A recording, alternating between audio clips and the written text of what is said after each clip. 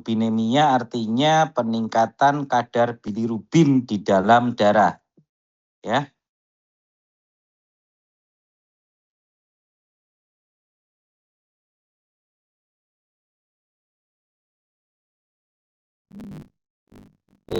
Jadi ada dua, ada yang unconjugated dan conjugated. Unconjugated artinya adalah sesuatu yang belum dimetabolisme oleh hati, sedangkan conjugated artinya sudah dimetabolisme oleh hati.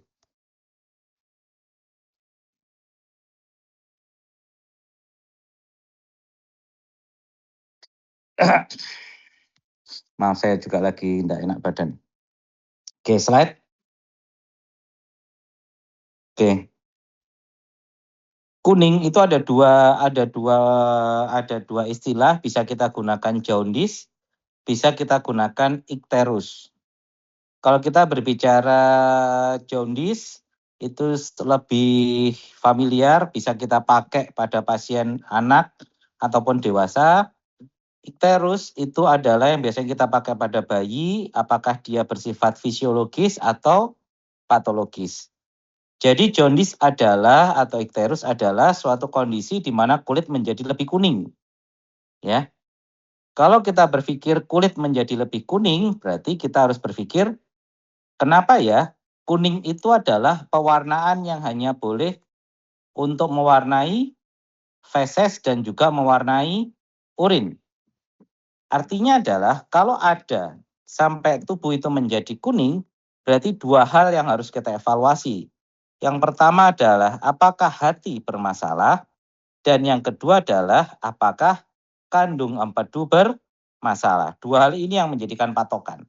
Sehingga kita nantinya belajar mengenai patofisiologi, belajar mengenai pemeriksaan fisik, dan juga belajar mengenai pemeriksaan laboratorium yang mendukung adalah terhadap dua kemungkinan hal ini. Slide. Ya. Apakah kuning itu berbahaya?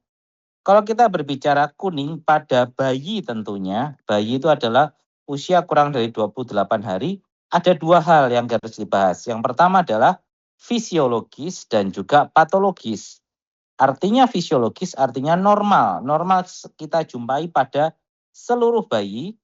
Pada kondisi patologis artinya ada kondisi yang membuat kadar itu menjadi lebih tinggi, ada yang membuat kuning itu muncul terlalu cepat atau terlalu lambat, dan ada yang membuat kuning itu selesainya lebih lama.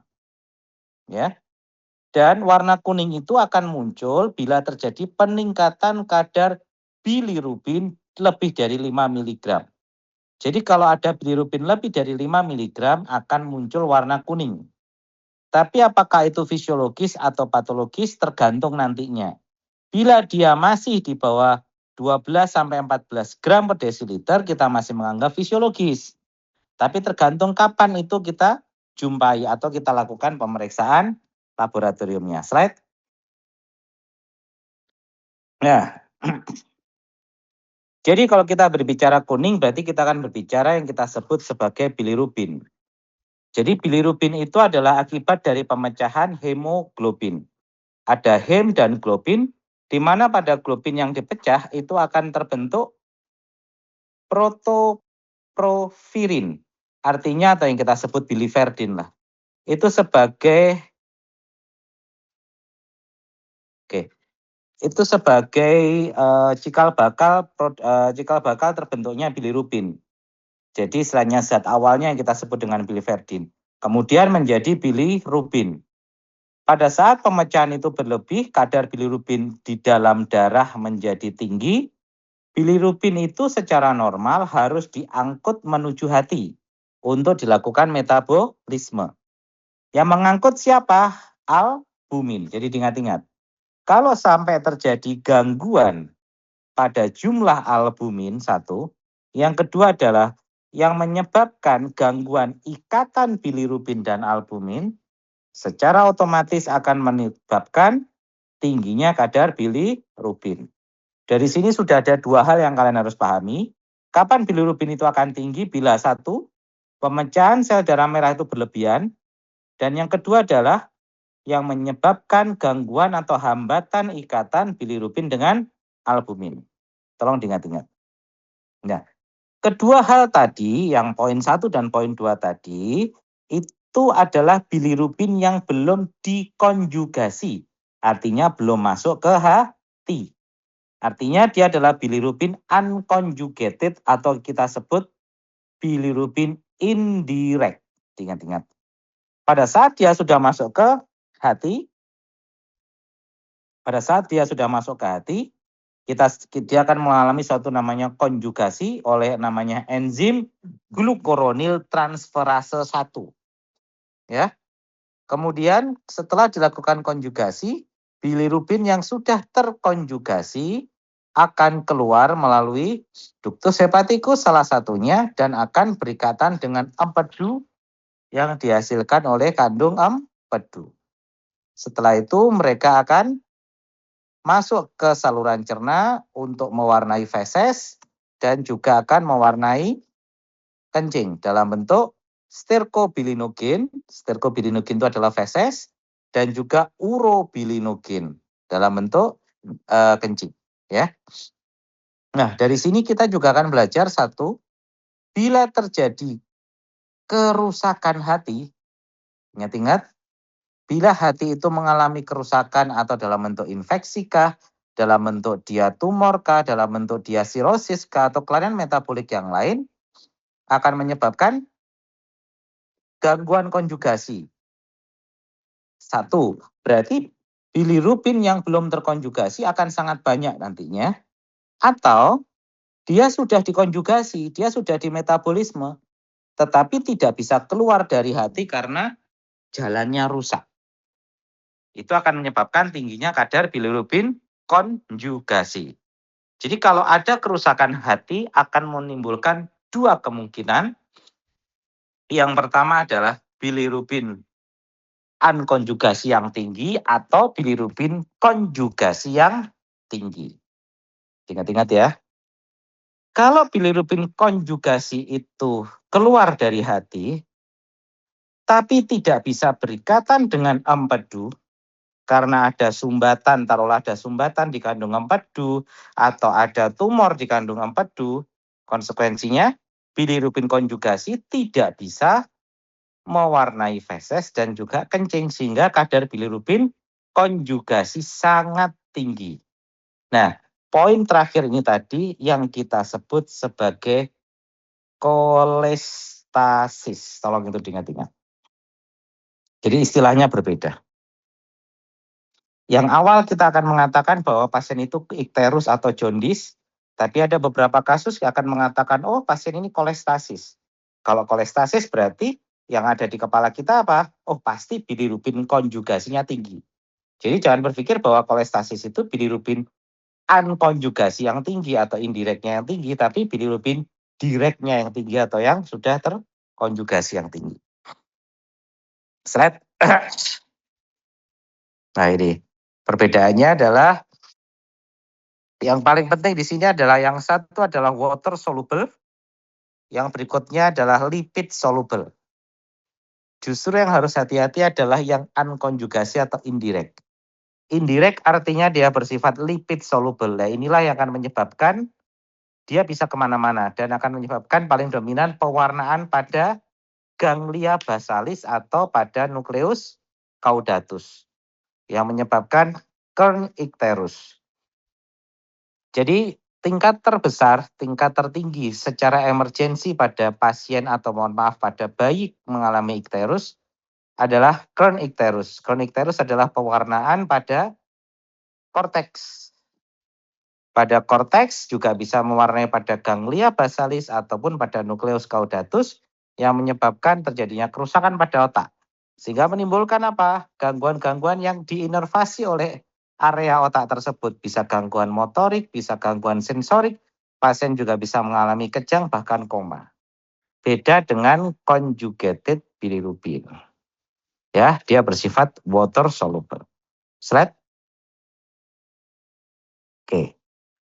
Jadi ini kalau kita berbicara mengenai penyebab, kalau kita berbicara unconjugated bilirubin berarti ingat unconjugated berarti dimulai dari produksi yaitu pemecahan yang berlebih. Yang kedua adalah ikatan dengan albumin yang bermasalah. Ya. Yang ketiga adalah kerusakan hati yang menyebabkan bilirubin yang masuk ke hati tapi tidak bisa di metabolisme. Silakan dihafalkan. Nah, di sini ada namanya Crigler-Najjar 1 ataupun Crigler-Najjar 2. Ini oleh karena kekurangan enzim yang berfungsi untuk metabolisme hati. Ya. Reduce uptake itu artinya ketidakmampuan untuk menarik bilirubin masuk ke dalam hati. Bisa karena obat, bisa karena Gilbert syndrome atau portosystemic SAR. Oke, slide berikutnya. Nah, ini adalah contoh-contohnya juga.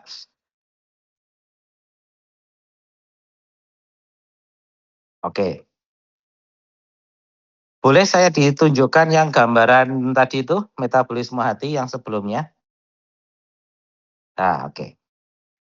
Jadi, pada saat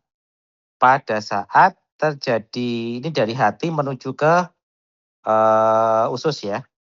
Setelah bilirubin itu dikonjugasi oleh hati, dia akan berikatan dengan empedu untuk dibawa ke saluran cerna yang nantinya akan mengalami oksidasi dan segala macam untuk membentuk urobilinogen pada kencing dan juga sterkobilinogen nantinya yang pada feses ataupun urobilin di situ juga tidak masalah. Ya. Tetapi ada proses yang disebut sirkulasi balik. Jadi di mana bilirubin direct tadi dikirim lagi ke hati yang kita sebut sebagai enterohepatic circulation. Ya, itu adalah sirkulasi yang normal. Tujuannya apa? Bila terjadi bilirubin yang terlalu berlebihan ini, pewarnanya biar bisa menjadi normal, dia ada yang dikembalikan dulu, dikonjugasi lagi. Nah, coba slide yang tadi. Ya, apa yang terjadi? Pada penyebab tingginya kadar bilirubin yang unkonjugasi, di sini ada pernyataan increase enterohepatic sirkulasi. Ternyata pada saat bilirubin direct tadi yang berikatan dengan empedu yang masuk ke dalam saluran cerna, ada sebagian lagi yang dikembalikan lagi ke hati. Dikembalikan dalam bentuk apa? Bilirubin yang belum terkonjugasi. Bila kondisi ini berlebihan atau sirkulasi enterohepatik ini berlebihan, akan menyebabkan kadar bilirubin indirect atau unkonjugasi itu berlebihan pula. Ya, ingat-ingat. Jadi sebenarnya sirkulasi enterohepatik itu normal. Tujuannya adalah untuk menstabilisasi jumlah bilirubin yang sudah direct yang fungsinya mewarnai stool ataupun kencing. Dia dikembalikan lagi untuk dikonjugasi ulang. Namanya dikonjugasi ulang berarti dia bilirubin unkonjugasi. Tapi karena tingginya sirkulasi ini malah justru menyebabkan terjadinya peningkatan bilirubin unkonjugasi dan itu akan menyebabkan suatu kondisi disease.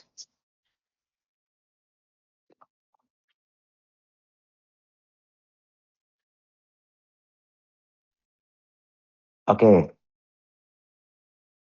Ini ada lagi decrease clearance of unconjugasi bilirubin dan yang lain-lain ya. Jadi tinggal ingat-ingat. Kalau inborn error of metabolism berarti gangguan pada metabolisme di hati. Oke, slide berikutnya. Nah, ini mengenai konjugasi. Oke, ingat-ingat. Kalau tadi pada bagian metabolisme, pada saat bilirubin itu dikonjugasi di hati, apa yang terjadi? Itu akan keluar kan melalui ductus hepaticus untuk berikatan dengan empedu yang dilewatkan dari ductus biliaris. Jadi bilirubin direct ini harus diikat dulu dengan empedu nantinya di saluran untuk dibawa ke usus. Ingat-ingat ya. Di sini ada pernyataan penyebab bilirubin konjugasi ada dua. Ada intrahepatik, ada ekstrahepatik. Apa bedanya? Intrahepatik artinya adalah bilirubin itu sudah dimetabolisme sama hati. Tapi area di mana proses distribusi menuju ke duktus itu menjadi terhambat, terganggu karena ada kerusakan. Bisa alagil, bisa hepatitis B, bisa kongenital infeksi, sehingga bilirubin direct itu ngendon berlebihan pada hati. Dan akhirnya rilis ke darah. Makanya disebut bilirubin konjugasi yang bersifat intrahepatik. Artinya dia belum sempat ketemu sama empedu. Karena dia sudah bermasalah pada intrahepatiknya. Yang kedua adalah ekstrahepatik. Jadi problemnya adalah di luar hepar. Kalau dia di luar hepar, apa gejalanya? Salah satunya penyebabnya. Jadi empedunya tidak bisa diproduksi. Bisa karena atresia biliar. Jadi memang kandung empedunya tidak ada. Atau atresia, ada mukos plak, ada kista koledokus, atau penyakit Karoli. Bisa dipahami ya? Nah, inilah yang kita sebut sebagai kolestasis. Jadi, causes of conjugated hyperbilirubinemia ini yang kita sebut sebagai kolestasis. Berarti kolestasis itu bisa enggak intrahepatik? Bisa. Selama yang dihasilkan bilirubin direknya lebih tinggi, itu ada dua kemungkinan. Dia bisa problemnya di hati, di mana jalan keluarnya terhambat, atau dia sudah keluar tapi tidak bisa diikat oleh empedu. Bisa dipahami ya? Sampai sini dulu ada yang ditanyakan? Silakan.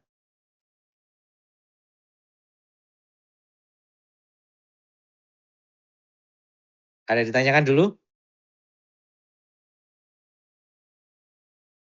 Nggak ada, saya lanjutin. Slide. Oke, ini adalah yang tadi sama saja. Lanjut. Lanjut.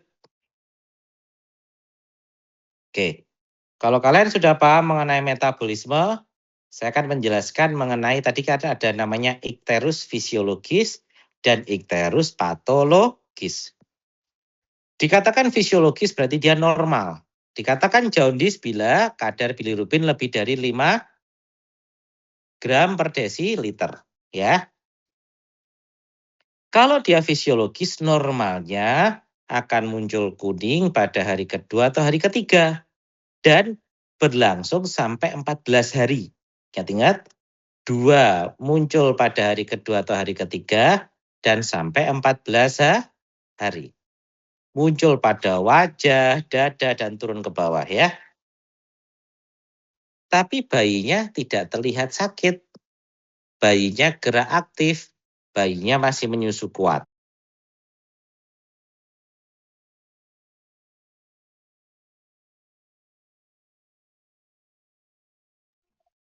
Dan warna tinja tetap kuning. Ingat-ingat ya, itu namanya ikterus fisiologis. Slide. Nah, ini adalah fisiologis. Kadar bilirubinnya batas maksimal adalah 12 sampai 14 mg per desiliter ya. Tidak perlu ada penanganan khusus dan dia bisa menghilang dengan sendirinya. Slide. Nah, kita belajar mengenai patologis. Kalau namanya patologis adalah di hari pertama dia lahir sudah kuning. Di hari pertama dia lahir sudah kuning dan kuningnya itu menetap jauh lebih lama, lebih dari 14 hari. Dan penyebaran kuning, jadi nanti ada namanya indeks Kramer. Kalau dia sudah sampai tangan, sampai kaki, itu yang kita sebut ikterus patologis. Bayi tidak terlihat aktif, tidak mau nyusu, badannya hangat, ya. Itu adalah patologi. Slide. Nah ini, kadarnya bisa lebih dari 12 atau sampai 14 mg per desiliter. Jadi kadarnya tinggi sekali.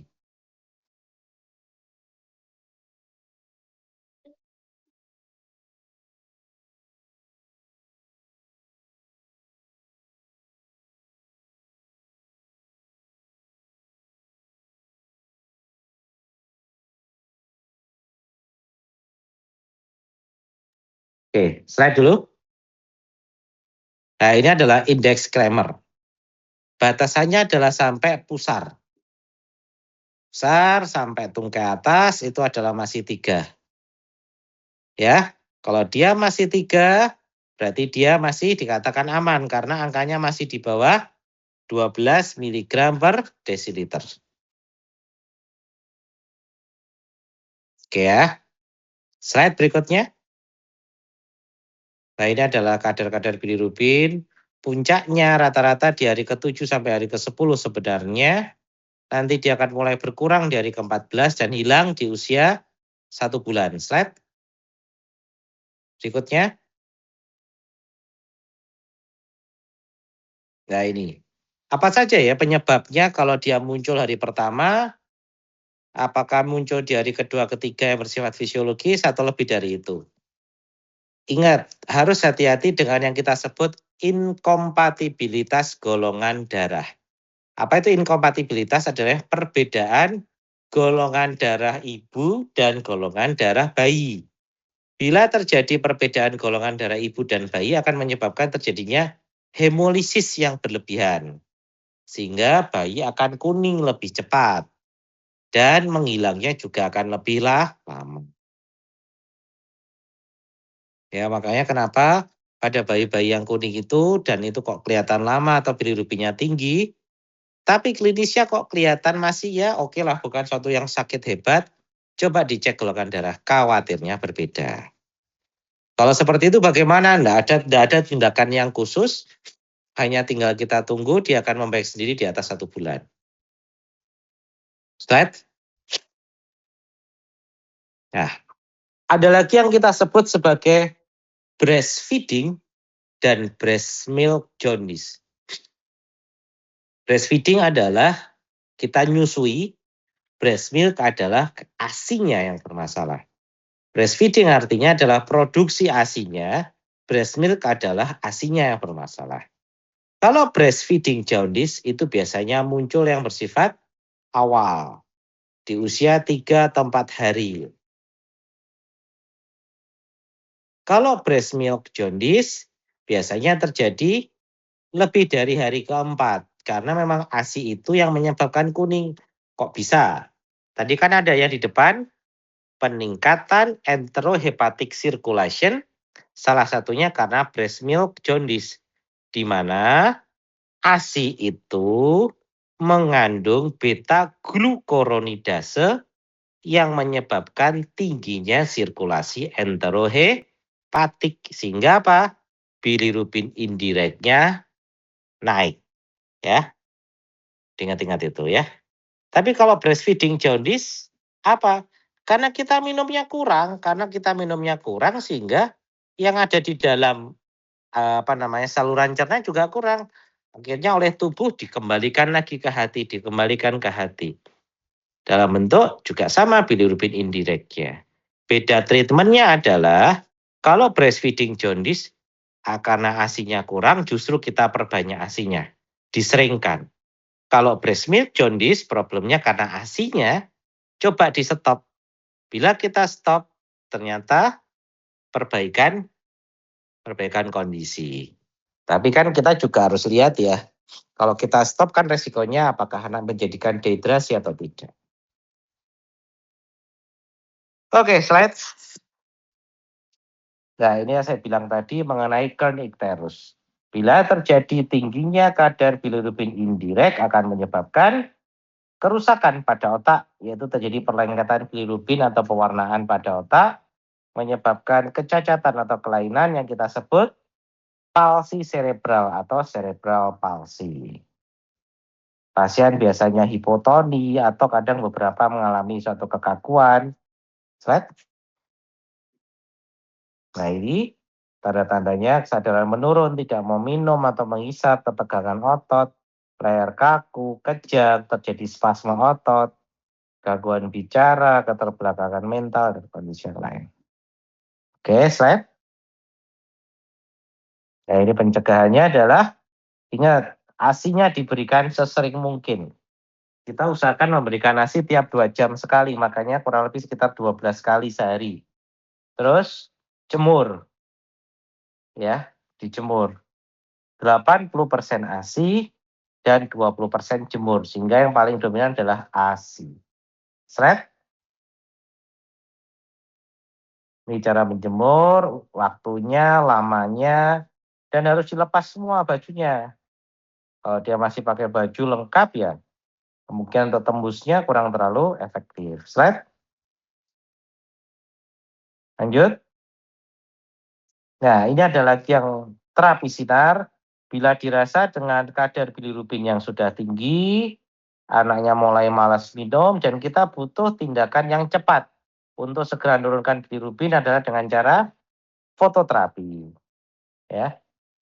Fototerapi ini kan diberikan 1 kali 24 jam, bahkan 2 kali 24 jam. Bandingkan dengan pasien-pasien yang dicaring atau dijemur di luar oleh sinar matahari hanya 15 menit. Sehingga kalian bisa bayangkan 24 jam dibagi 15 berapa? 1 jam aja 4 kali 15. Betul kan? Kalau 24 jam, berapa kali harinya?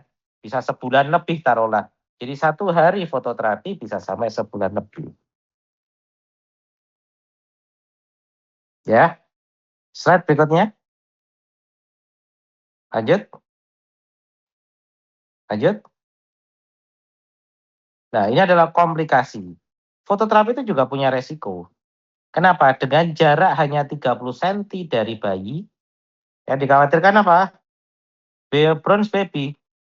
Bronze baby artinya apa? Dia menjadi lebih pucat, lebih abu-abu. Karena apa ya? Sinarnya berlebihan. Itu satu. Yang kedua, dehidrasi. Kan namanya dipanaskan berjam-jam. Resikonya adalah peningkatan insensible water loss, resiko dehidrasi. Dan sebenarnya poin paling penting di sini adalah namanya fototerapi tidak boleh terputus-putus. Artinya harus rutin, artinya harus full. Resikonya apa? Gimana caranya nyusui? Konsekuensinya apa? Kita pakai dot. Kalau tidak gitu ASINya tidak bisa keluar karena ibunya stres dan segala macam. Slide berikutnya. Nah, ada lagi namanya transfusi tukar. Transfusi tukar itu biasanya saat ini kita pakai kalau bilirubin di atas angka 25 atau 30. Artinya secara kondisi dia sudah potensi menyebabkan kerusakan pada banyak organ, salah satunya pada brain, tadi yang kita sebut kernicterus. Transfusi tukar itu kayak cuci darah. Darahnya bayi kita keluarkan, kita ganti darah baru. Darahnya dikeluarkan, dipakai darah baru. Ngambil darahnya dari mana? Dari pusar. Pusar itu ada 2 pembuluh darah, ada arteri umbilicalis dan ada vena umbilicalis. Arterinya ada 2, venanya ada 1. Venanya buat nyedot, arterinya buat masukin darah. Slide. Slide berikutnya. Lanjut. Nah, tapi resikonya apa transfusi tukar? Paling dominan adalah infeksi kalau kita tidak melakukan tindakan secara aseptik dan pemberian darah yang terlalu cepat atau terlalu besar volumenya, resikonya gagal jantung. Kelainan metabolik yang lain juga banyak, hipoglikemi, hiperkalemi, dan yang lain-lain. Oke? Slide berikutnya. Oke, lanjut. Nah, kita bicara kolestasis.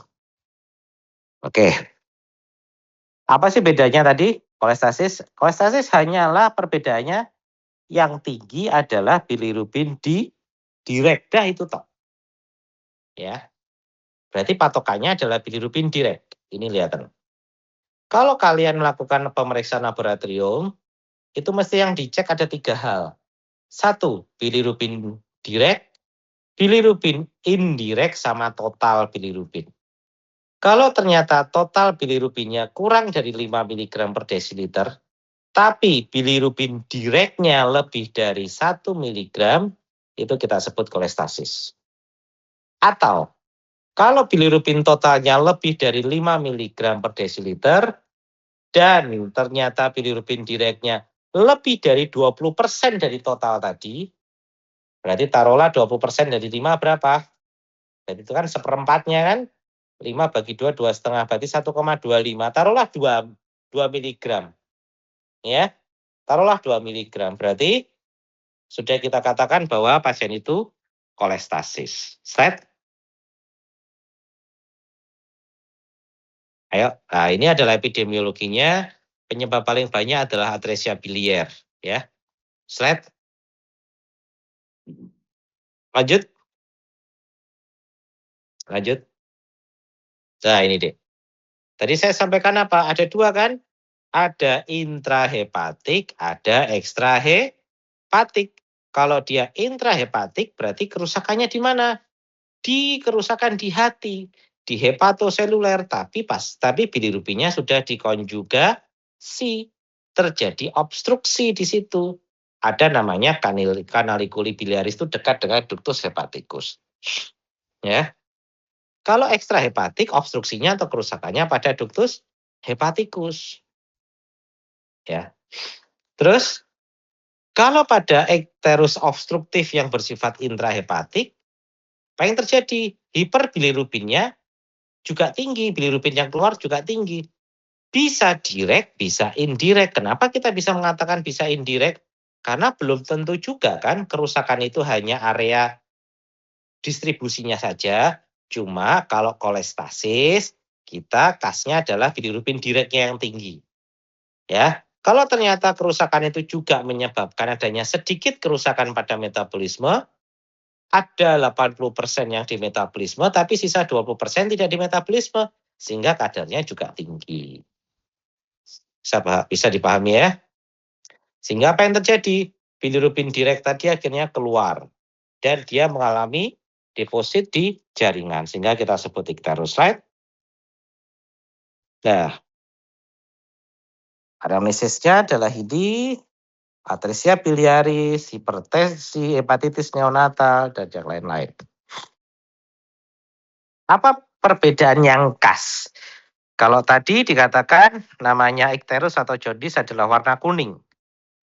Tapi khusus untuk bilirubin direct yang tinggi atau kolestasis, ada dua hal yang penting. Yang pertama adalah warna kuningnya sampai seperti kehijauan.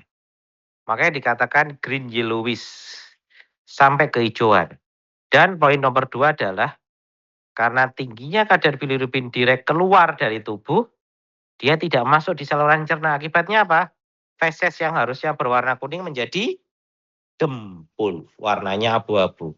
Itu yang kita sebut sebagai tinja yang bersifat akolis. Tinja yang berwarna dempul. Slide. Nah, ini adalah gejala yang muncul. Oke, kolestasis.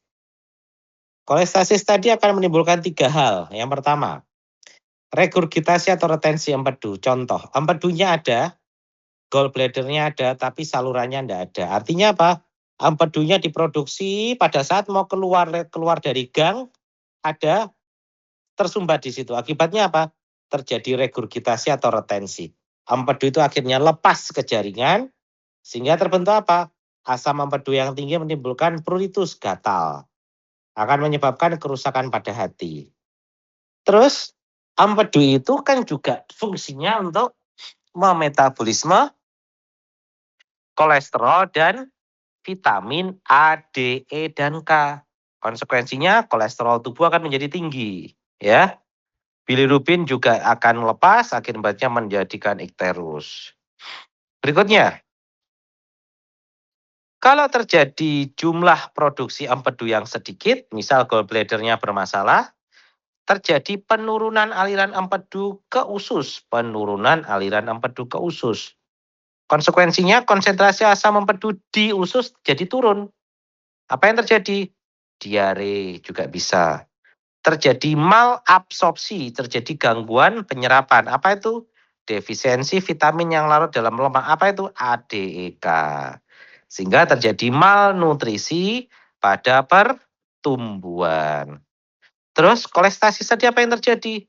Bila terjadi kerusakan atau atresia biliaris atau mengalami kerusakan inflamasi yang hebat, yang kita sebut sirosis biliaris, bila itu terjadi progresif akan menyebabkan portal hipertensi, tensi yang tinggi. Ya, tiga hal itu. Jadi kalau kalian dapatkan ada pasien datang dengan kuning, ada datang dengan fesesnya kok warnanya pucat, cek kadar bilirubin.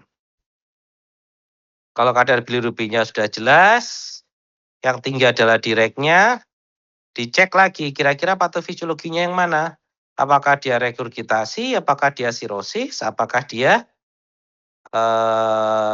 penurunan aliran empedu di intralumen. Evaluasinya dengan apa?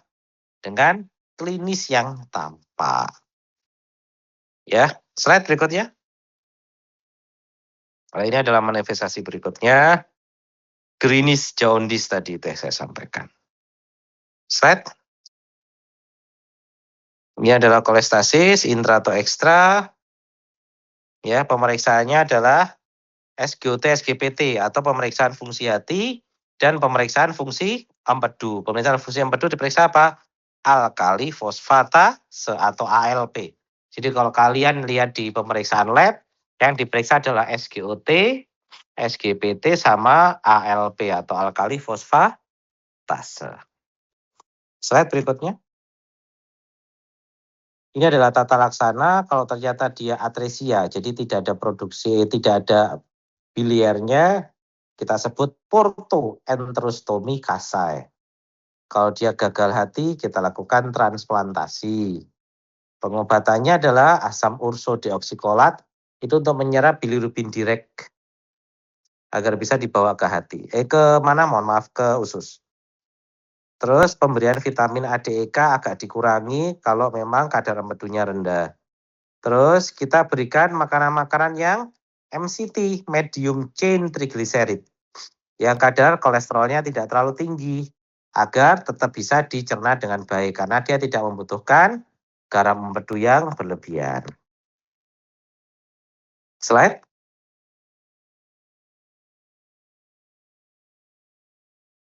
Ada slide berikutnya. Nah, ini adalah mengenai biopsinya apa saja yang tampak. Oke, cukup sampai sini. Sama aja nih, Dek. Ini yang dari depan tadi itu. Mungkin ada yang ditanyakan? Baik, permisi dokter, izin bertanya. Ini kan tadi kan dijelaskan yang sirosis niku nggih, yang hipertensi portal. Apakah ada peluang untuk ASI-tes nggih, dokter? ASI-tes terjadi bila sirosisnya pada tadi kan sirosis bilier, Dek. Oh. Tadi kan sirosis bilier, saya tidak berkata sirosis hepar. Hepar. Nah, kamu ada gangguan pada biliaris kan tidak ada hubungannya dengan albumin. Yang menyebabkan ASI-tes itu kan kadar albumin yang rendah. Berarti albumin diproduksi di mana? Di empedu apa di hati? Di hati. Di hati. Berarti sirosis hati. Hepar. Apa sih namanya? Hipertensi portal itu artinya tingginya tekanan pada saluran kan? Tingginya tekanan pada saluran itu berarti karena ada sumbatan. Nah, portal hipertensi berarti adalah aliran balik menuju ke jantung. Nah, namanya aliran balik, sumbatan yang paling dominan adalah karena organ-organ besar, salah satunya bisa hati, ya karena di situ ada vena hepaticum dan juga pada biliaris. Jadi kalau ada sirosis biliaris belum tentu ASI-tes, kecuali fungsi hatinya juga kena sehingga terjadi gangguan kadar albumin. Oke, ada lagi yang mau ditanyakan? Sampun, terima kasih gitu. Oke, terima kasih. Izin bertanya dokter. Ya. Untuk pada bayi kalau berjemur itu apakah perlu menggunakan sunscreen? Terima kasih. Tujuannya apa? Untuk apa, Dik? Saya putus-putus suaranya. Mencegah apa? Mungkin sih dokter. Untuk mencegah. Mencegah apa? Mencegah hitam mah? Untuk mencegah kanker kulit, dokter. Emang kamu berjemur berapa lama, Dik, sampai kanker kulit? Wong kamu sepeda motoran dari kamu lahir sampai sekarang aja nggak pernah kanker kulit. Ya, Banda? Belangki. Terlalu jauh ngomongnya. Biar nggak hitam gitu aja. Kalau kita mau berbicara seperti itu tentang pewarnaan atau hiperpigmentasi, sekarang berarti harus dibalik lagi. Berjemur waktu yang terbaik kapan? Yang kedua adalah berjemur yang fokusnya untuk mengurangi kuning itu kapan? Dan yang ketiga adalah berjemur yang menyebabkan karsinogen itu yang kapan? Makanya dikatakan di situ berjemur yang terbaik itu kalau teorinya adalah jam 7 sampai jam 9, biasanya kita menyarankan antara setengah 7 sampai setengah 8. Di mana panjang gelombangnya yang paling efektif? Satu. Yang kedua, tidak terlalu terik. Jadi tidak terik matahari.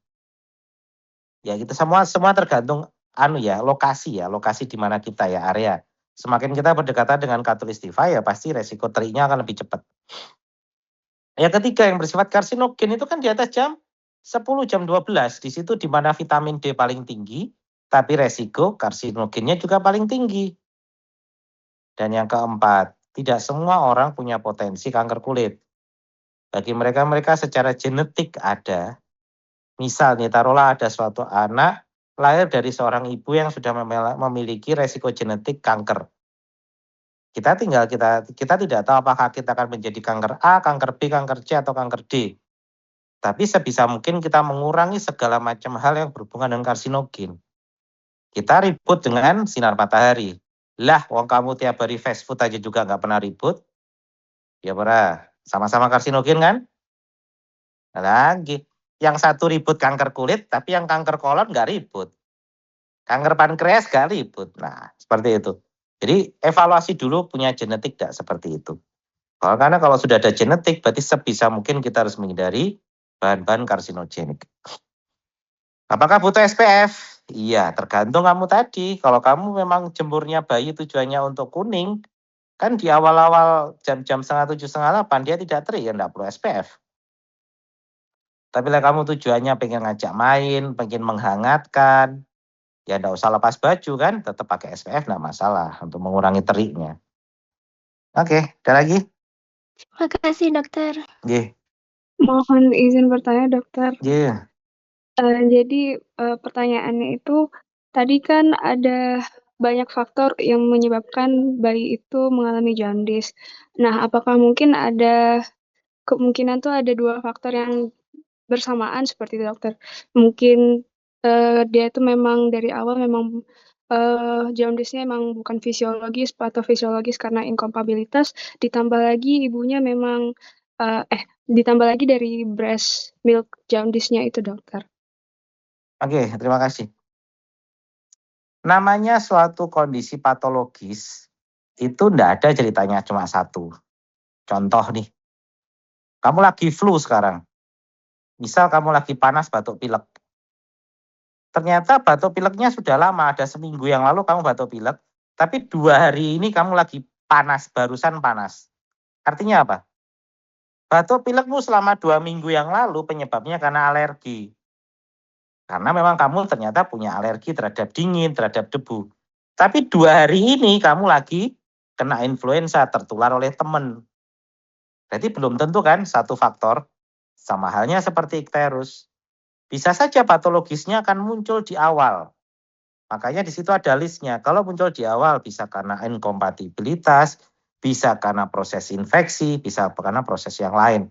Makanya bila dia muncul di hari pertama, kira-kira resikonya apa? Bila dia muncul di hari ketiga, resikonya apa? Itu satu. Yang nomor 2.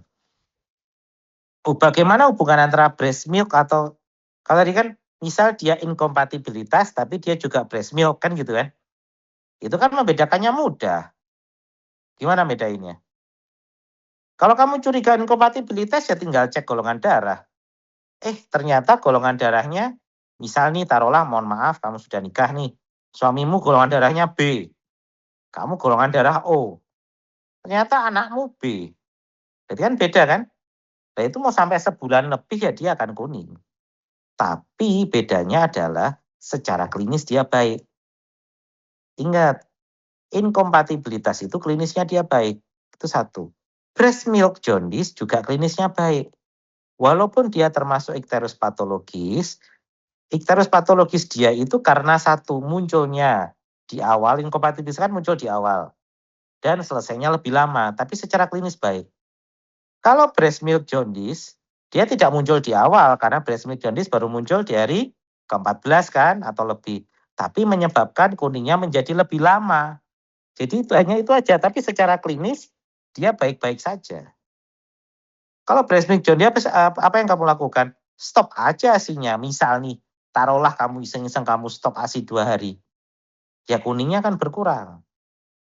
Tapi kalau kamu sudah megang data, klinis bayinya baik, misal kamu dokter anaknya, terus klinis anaknya baik, berat badannya dia naik, tapi golongan darahnya saja yang beda. Tutup mata, enggak perlu kamu pikir breastfeeding breast milk enggak perlu. Kenapa? Karena breastfeeding ataupun breast milk itu klinisnya baik. Mau kamu jelasin, masa kamu mau bilang ASI-nya di stop? Kan enggak mungkin loh. Jadi breastfeeding sama breast milk itu hanya kita pengen tampilkan bagi mereka-mereka yang tidak punya kelainan apapun, tidak punya kelainan apapun, tidak ada infeksi, tidak ada gangguan golongan darah dan yang lain, ternyata loh ASI itu juga bisa menimbulkan kuning gitu loh. Apa ASI bisa menimbulkan kuning? Satu, kalau kurang minum, kurang ASI, itu kan yang breastfeeding kan? Yang nomor dua, kalau ASI-nya juga banyak pun, juga kuning. Makanya saya kalau di poli selalu membuat grafik. Dengerin ya. Saya sampaikan kuning itu puncaknya di hari hari ke-7 sampai hari ke-10. Jadi kalau kalian membuat grafik, misal kamu buat grafik hari dan membuat grafik kadar. Jadi yang horizontal adalah kadar bilirubin, vertikalnya adalah hari. Jadi kamu mulai dari 0, hari ke-0, itu naik puncak sampai hari ke-7, hari ke-10. Di hari ke-7 sampai hari ke-10, itu yang kita sebut dengan breastfeeding jaundice. Belum tentu kan, kamu lahir 3 hari minumnya ASI-nya langsung banyak. Namanya baru awal. Pasti resikonya apa? Minumnya kurang, betul? Resikonya apa lagi? Akan terjadi penurunan berat badan. Makanya pada hari ke-7 sampai hari ke-10, rata-rata terjadi penurunan berat badan pada bayi. Selama tidak lebih dari 10% berat lahir, taruhlah berat lahirnya 3 kilo, sekarang dia 2,8, 10%-nya berapa? 300 kan? Kalau 2,8 kan masih kurang dari 300 kan? Itu masih dianggap normal. Bisa ngikuti? Nah, itu adalah puncak pertama. Di hari ke-7, hari ke-10. Kemudian grafik itu akan turun di hari ke-14. Tapi tidak pernah 0 kadarnya. Turun di hari ke-14. Pada saat turun kadar itu, ASI pasti semakin banyak, betul? Nah, berat badannya akan kembali normal. Kalau yang sebelumnya turun, minimal sama seperti berat badan lahir. Karena saya offline, saya online, saya tidak bisa membuatkan grafik seperti itu. Ingat-ingat itu. Jadi grafiknya puncak pertama, kemudian dia turun di hari ke-14. Sudah paham ya? Nah, habis itu kuning itu akan naik lagi ke puncak lagi. Puncak kedua yang kita sebut breast milk jaundice di hari ke-21. Tapi bedanya apa? Masa mau kamu stop ASI-nya? Kan tidak mungkin. Bedanya apa? Klinisnya sama-sama baik, berat badannya terus naik. Nah, nanti di hari ke-21 itu puncak keduanya, hari ke-28 dia akan hilang secara sempurna sampai 0. Makanya kuning itu bermasalah 1 bulan. Dia akan mengalami 2 kali puncak, di hari ke-7, hari ke-10 yang kita sebut breastfeeding jaundice, atau di hari ke-21 yang kita sebut breast milk jaundice. Tapi bedanya apa? Yang 14 hari pertama resiko berat badan turun banyak. Yang 14 hari kedua berat badan akan terus naik. Sehingga evaluasi berat badan itu dalam 1 bulan pertama adalah kenaikan 600 sampai 800 gram per bulan. Kalau di buku merah, buku apa ya? KMS ya, itu di bulan pertama mesti nulisnya 800. Tapi sebenarnya ada patokan, kan namanya 800 itu kan disesuaikan dengan grafik hijau. Nah, kita gunakan angka 600 sampai 800 gram. Kalau kalian bisa tercapai angka 600 sampai 800 gram kenaikan dalam 1 bulan, kita katakan bayi itu masih normal. Jadi tidak usah khawatir. Bisa dipahami? Iya, dokter. Beneran ya? Ya wis. Terima kasih banyak, dokter. Oke, sudah ada lagi tanyakan? Mohon izin bertanya, dokter. Boleh. Untuk yang transfusi tukar tadi kan itu dilakukan kalau bilirubinnya di atas 25. Terus Ya. apakah itu setelah dilakukan transfusi tukar kadar bilirubinnya bisa langsung turun atau Nah, kita iya perlu Dek. transfer Itu kan terakhir? kayak kamu orang cuci darah, gagal ginjal. Kadar uriumnya tinggi banget, sampai ratusan. Kemudian setelah kamu cuci darah, kan kamu keluarin darahnya. Oh, diganti darah baru. Namanya darah baru pasti kadar uriumnya rendah. Kamu ganti darah baru berarti kadar bilirubinnya rendah. Pasti akan langsung turun. Tapi karena resikonya sangat besar, hanya kita gunakan pada kondisi yang berat. Artinya apa, Dek? Kalau misal nih bilirubin 14, 15 kamu langsung transfusi tukar, kalau ada kematian, stres kamu. Tapi kan kalau dia di atas 25 atau 30 secara klinis kan memang dia kondisi jelek. Kalaupun ada sesuatu kita bisa menyampaikannya memang karena secara kondisi. Dan transfusi tukar itu sudah memang ya kayak orang cuci darah itu kan end state ya. Kondisi yang end state, stadium akhir. Nggak ada lagi yang bisa dilakukan setelah itu. Ya. Oke, ada lagi yang tanyakan? Terima kasih, dokter. Ji, Izin mengkonfirmasi dokter, berarti boleh. untuk breast milk jaundice itu terus ASI-nya terus Sikat. terus diberikan ya dokter? Iya toh. Sampai mau ganti susu formula. Tetap diberikan, nggak ada masalah. Yang penting kan dievaluasi klinis. Kalau secara klinis baik-baik saja, lanjutkan. Ya.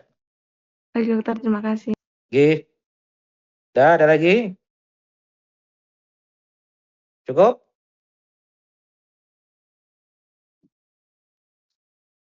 Oke, kalau gitu saya akhiri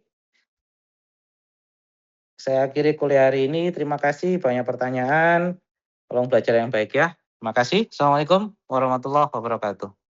Waalaikumsalam. Waalaikumsalam warahmatullahi wabarakatuh. Terima kasih, Dok.